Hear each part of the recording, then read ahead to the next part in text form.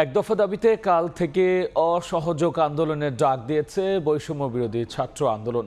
২৪ ঘন্টার মধ্যে বিশ্ববিদ্যালয়ের সব হল খুলে দেওয়ার আলটিমেটাম দিয়েছেন আন্দোলনের সমন্বয়করা। সন্ধ্যায় কেন্দ্রীয় শহীদ মিনারে সমবেত ছাত্র জনতার সামনে এমন ঘোষণা দেন তারা।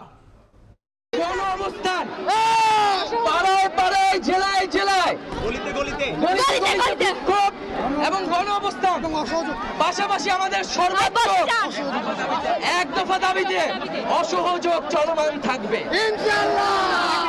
খুবই স্পষ্ট কথা, শুধু শেখ হাসিনাকে পদত্যাগ করলেই হবে না। এই যে খুন, লুটপাট, দুর্নীতি এই দেশে হয়েছে তার বিচার হতে হবে। আমরা পদত্যাগ দিয়ে তাকে কোনো এক্সিট রুট দিতে চাই না, তাকে পদত্যাগ করতে হবে, বিচারের আওতায় আনতে হবে।